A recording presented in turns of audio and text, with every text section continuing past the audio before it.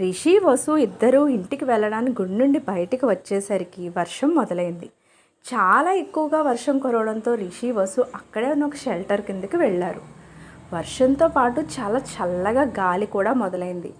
అప్పటికే రిషి వసు ఇద్దరూ తడిచిపోయారు. దాంతో వసు ఆ చల్లగాలికి వణుకుతూ ఉంది. అది గమనించిన రిషి తన కోట్ విప్పి వసు చుట్టూ కప్పాడు. అప్పుడు వసు రిషి వైపే చూస్తూ ఉంది. అంతలోనే ఒక పెద్ద ఉరుము ఉరిమింది. వెంటనే వసు భయంతో రిషిని పట్టుకుంది. అప్పుడు రిషి వసుని పట్టుకుని, వసు, నేనుండగా నిన్ను ఉరుములు మెరుపులే కాదు, పిడుగులు కూడా ఏం చేయలేవు అని గట్టిగా తనకి ధైర్యం చెప్పాడు. వర్షం కాస్త తగ్గుముఖం పట్టింది. అక్కడే చిన్న హోటల్ ఉంటే మెల్లగా రిషి వసు అక్కడికి వెళ్ళారు. ఇద్దరు కూర్చుని ఉండగా రిషి వసు దగ్గరికి వచ్చాడు. వసు ఆశ్చర్యంగా చూస్తుంది, ఏంటి ఇంత దగ్గరగా వస్తున్నాడు రిషి అని.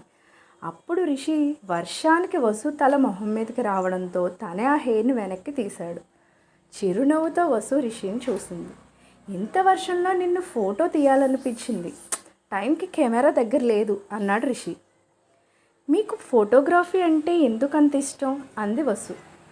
దాంతో రిషి, దీనికి పెద్ద స్టోరీ ఉంది వసు, వింటావా అన్నాడు. చెప్పండి, మీ గురించి తెలుసుకోవడం నాకు చాలా ఇష్టం అంది వసు. మా అమ్మ ప్రెగ్నెంట్గా ఉన్నప్పుడు ప్రెగ్నెన్సీ కండిషన్ చాలా డిఫికల్ట్గా ఉంది. తల్లి బిడ్డలో కేవలం ఒకరిని మాత్రమే కాపాడగలమని డాక్టర్స్ అనడంతో మా అమ్మ నాకు నా బిడ్డ ఈ భూమి మీదకి రావాలి, నేను ప్రాణాలతో లేకపోయినా పర్వాలేదు అని అందట. అప్పుడు మా అమ్మ బాధ చూసి బెంగళూరులో ఒక డాక్టర్ ఎలాంటి క్రిటికల్ పొజిషన్ అయినా సరే తల్లి బిడ్డని కాపాడతారని తెలిసి మా డాడీ అక్కడికి తీసుకువెళ్ళారట. చాలా కష్టమైనా సరే డాక్టర్ అమ్మను నన్ను ఇద్దరిని బ్రతికించింది. దానికి కృతజ్ఞతగా గుర్తుగా అప్పుడు ఆమె నన్ను ఎత్తుకుని అమ్మతో ఉన్న ఫోటో డాడీ ఫోటోగ్రాఫర్తో తీయించారు. నాకు 10 years ఉన్నప్పుడు ఈ విషయం అంతా డాడీ నాతో చెప్పినప్పుడు ఆ డాక్టర్ నేను చూడాలని చాలా మారం చేశాను. కానీ ఒక ప్రమాదంలో ఆ డాక్టర్ చనిపోయారని డాడీ చెప్పారు.